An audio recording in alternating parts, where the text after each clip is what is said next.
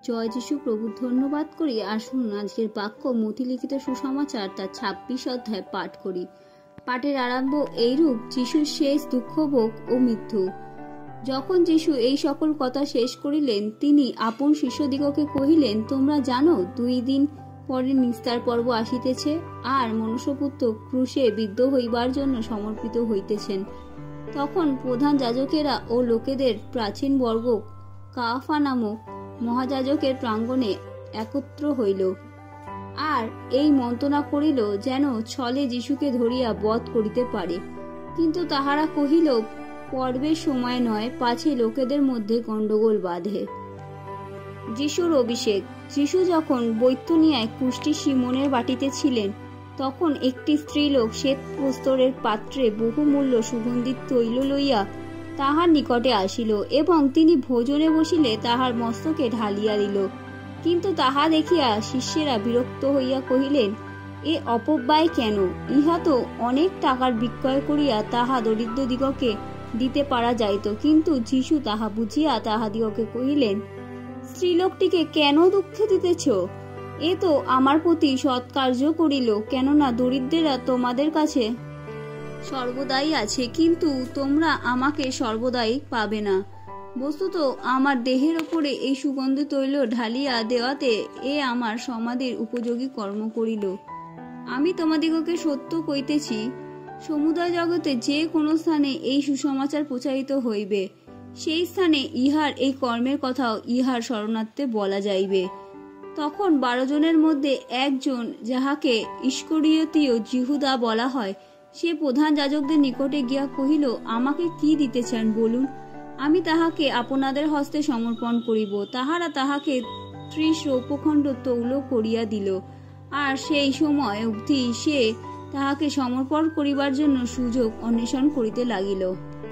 নিস্তার পর্ব পালন ও প্রভুর ভোজ স্থাপন। পরে তারিশূন্য রুটির পর্বের প্রথম দিন শিষ্যেরা যিশুর নিকটে আসিয়া জিজ্ঞাসা করিলেন, আপনার নিমিত্ত আমরা কোথায় নিস্তার পর্বের ভোজ প্রস্তুত করিব? আপনার ইচ্ছা কি? তিনি কহিলেন, তোমরা নগরে অমুক ব্যক্তির নিকট যাও, আর তাহাকে বলো, গুরু কহিতেছেন, আমার সময় সন্নিকট। আমি তোমারই গৃহে আমার শিষ্যগণের সহিত নিস্তার পর্ব পালন করিব। তাহাতে শিষ্যেরা যিশুর আদেশ অনুসারে কর্ম করিলেন ও নিস্তার পর্বের ভোজ প্রস্তুত করিলেন। পরে সন্ধ্যা হইলে তিনি সেই 12 জন শিষ্যের সহিত ভোজনে বসিলেন, আর তাহাদের ভোজন সময় কহিলেন, আমি তোমাদিগকে সত্য কইতেছি, তোমাদের মধ্যে একজন আমাকে সমর্পণ করিবে। তখন তাহারা অত্যন্ত দুঃখিত হইয়া প্রত্যেকজন তাহাকে বলিতে লাগিলেন, প্রভু, সে কি আমি? তিনি উত্তর করিলেন, যে আমার সঙ্গে ভোজন পাত্রে হাত ডুবাইল, সেই আমাকে সমর্পণ করিবে। মনুষ্যপুত্রের বিষয়ে যেমন লিখিত আছে, তেমনি তিনি যাইতেছেন, কিন্তু ধিক সেই ব্যক্তিকে যাহার দ্বারা মনুষ্যপুত্র সমর্পিত হন। সেই মানুষের জন্ম না হইলে তাহার পক্ষে ভালো ছিল। তখন যে তাহাকে সমর্পণ করিবে, সেই যিহুদা কহিল, রবি, সে কি আমি? তিনি তাহাকে কহিলেন, তুমিই বলিলে। পরে তাহারা ভোজন করিতেছেন, এমন সময় যিশু রুটি লইয়া আশীর্বাদ পূর্বক ভাঙিলেন এবং শিষ্যদিগকে দিলেন, আর কহিলেন, লও, ভোজন করো, ইহা আমার শরীর। পরে তিনি পানপাত্র লইয়া ধন্যবাদ পূর্বক তাহাদিগকে দিয়া কহিলেন, তোমরা সকলে ইহা হইতে পান করো, কারণ ইহা আমার রক্ত, নতুন নিয়মের রক্ত, যাহা অনেকের জন্য পাপ মোচনের নিমিত্ত পাতিত হয়। আর আমি তোমাদিগকে কহিতেছি, এখন অবধি আমি এই দ্রাক্ষারসের রস আর কখনো পান করিব না, সেই দিন পর্যন্ত যখন আমি আপন পিতার রাজ্যে তোমাদের সঙ্গে ইহা নতুন পান করিব। পরে তাহারা গীত গান করিয়া বাহির হইয়া জৈতুন পর্বতে গেলেন। তখন যিশু তাহাদিগকে কহিলেন, এই রাত্রিতে তোমরা সকলে আমাতে বিঘ্ন পাইবে, কেননা লেখা আছে, আমি পাল রক্ষককে আঘাত করিব, তাহাতে পালের মেষেরা ছিন্ন ভিন্ন হইয়া যাইবে। কিন্তু উত্থিত হইলে পর আমি তোমাদের অগ্রে গালিলে যাইব। পিতর উত্তর করিয়া তাহাকে কহিলেন, যদি সকলে আপনাতে বিঘ্ন পায়, আমি কখনো বিঘ্ন পাইব না। যিশু তাহাকে কহিলেন, আমি তোমাকে সত্য কইতেছি, এই রাত্রিতে কুকুরা ডাকিবার পূর্বে তুমি 3 বার আমাকে অস্বীকার করিবে। পিতর তাহাকে কহিলেন, যদি আপনার সহিত মরিতেও হয়, কোনো মতে আপনাকে অস্বীকার করিব না। সেই রূপ সকল শিষ্যই কহিলেন। গেতসিমানি বাগানে যিশুর মর্মান্তিক দুঃখ। তখন যিশু তাহাদের সহিত গেতসিমানি নামক এক স্থানে গেলেন, আর আপন শিষ্যদিগকে কহিলেন, আমি যতক্ষণ ওখানে গিয়া প্রার্থনা করি ততক্ষণ তোমরা এখানে বসিয়া থাকো। পরে তিনি পিতরকে এবং শিবদিয়ের দুই পুত্রকে সঙ্গে লইয়া গেলেন, আর দুঃখার্ত ব্যাকুল হইতে লাগিলেন। তখন তিনি তাহাদিগকে কহিলেন, আমার প্রাণ মরণ পর্যন্ত দুঃখার্ত হইয়াছে, তোমরা এখানে থাকো, আমার সঙ্গে জাগিয়া থাকো। পরে তিনি কিঞ্চিত অগ্রে গিয়া উবুর হইয়া পড়িয়া প্রার্থনা কহিলেন, হে আমার পিত, যদি হইতে পারে তবে এই পানপাত্র আমার নিকট হইতে দূরে যাক, তথাপি আমার ইচ্ছা মতো না হোক, তোমার ইচ্ছা মতো হোক। পরে তিনি সেই শিষ্যদের নিকটে আসিয়া দেখিলেন তাহারা ঘুমাইয়া পড়িয়াছেন, আর তিনি পিতরকে কহিলেন, এ কি, 1 ঘণ্টাও কি আমার সঙ্গে জাগিয়া থাকিতে তোমাদের শক্তি হইল না? জাগিয়া থাকো ও প্রার্থনা করো, যেন পরীক্ষায় না পড়ো। আত্মা ইচ্ছুক বটে, কিন্তু মাংস দুর্বল।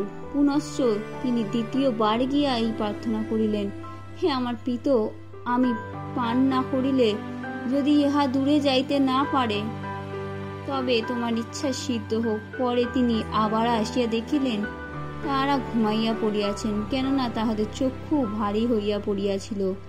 আর তিনি পুনরায় তাহাদিগকে ছাড়িয়া গিয়া তৃতীয়বার পূর্বমতো কথা বলিয়া প্রার্থনা করিলেন। তখন তিনি শিষ্যদের কাছে আসিয়া কহিলেন, এখন তোমরা নিদ্রা যাও, বিশ্রাম করো। দেখো, সময় উপস্থিত, মনুষ্যপুত্র পাপীদের হস্তে সমর্পিত হন। ওঠো, আমরা যাই। এই দেখো, যে ব্যক্তি আমাকে সমর্পণ করিতেছে সে নিকটে আসিয়াছে। যিশু শত্রুদের হস্তে সমর্পিত হন।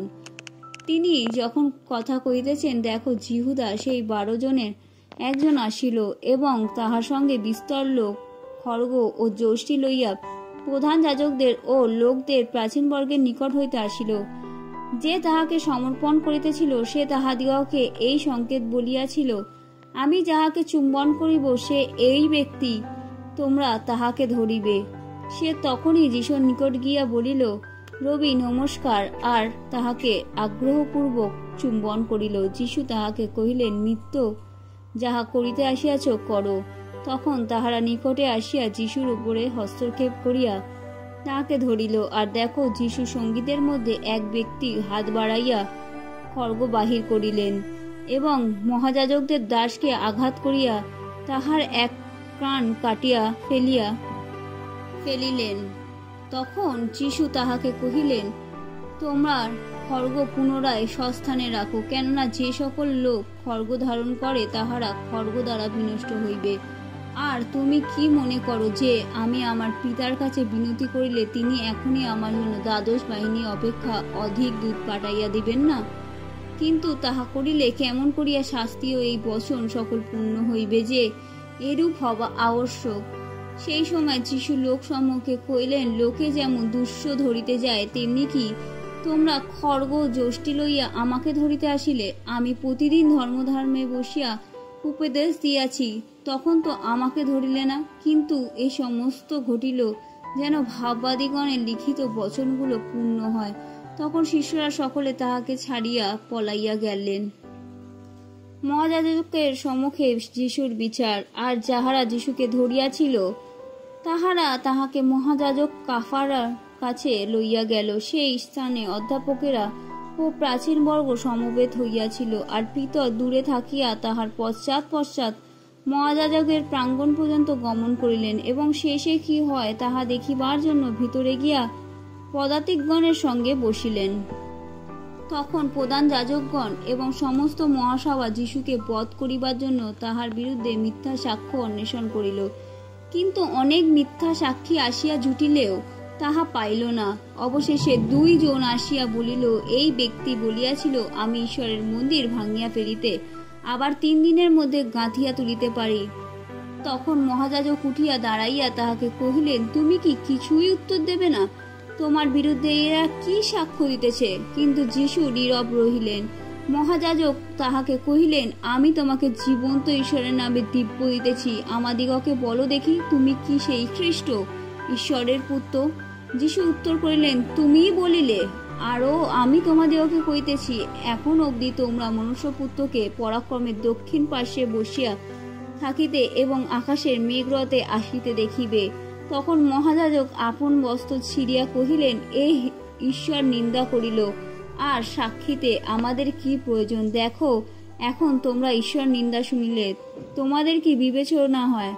তাহারা উত্তর করিয়া কহিল, এ মরিবার যোগ্য। তখন তাহারা তাহার মুখে থুতু দিল ও তাহাকে ঘুষি মারিল। আর কেহ কেহ তাহাকে প্রহার করিয়া কহিল, রে খ্রিস্ট, আমাদের কাছে ভাববানি বল, কে তোকে মারিল? পিতর যিশুকে 3 বার অস্বীকার করেন। ইতিমধ্যে পিতর বাহিরে প্রাঙ্গণে বসিয়াছিলেন, আর একজন দাসী তাহার নিকটে আসিয়া কহিল, তুমিও সেই গালিলীয় যিশুর সঙ্গে ছিলে। কিন্তু তিনি সকলের সাক্ষাতে অস্বীকার করিয়া কহিলেন, তুমি কি বলিতেছ আমি বুঝিতে পারিলাম না। তিনি ফটকের নিকটে গেলে, আর এক দাসী তাহাকে দেখিয়া সে স্থানে লোকদিগকে কহিল, এ ব্যক্তি সেই নাসরতীয় যিশুর সঙ্গে ছিল। তিনি আবার অস্বীকার করিলেন, দিব্য করিয়া কহিলেন, আমি সে ব্যক্তিকে চিনি না। আর অল্পক্ষণ পরে যাহারা নিকটে দাঁড়াইয়াছিল তাহারা আসিয়া পিতরকে কহিল, সত্যই তুমি তাহাদের একজন, কেননা তোমার ভাষা তোমার পরিচয় দিতেছে। তখন তিনি অভিশাপপূর্বক শপথ করিয়া বলিতে লাগিলেন, আমি সে ব্যক্তিকে চিনি না। তখনই কুকুরা ডাকিয়া উঠিল।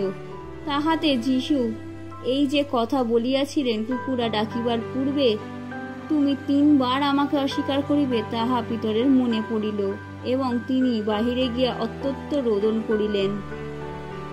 আমেন।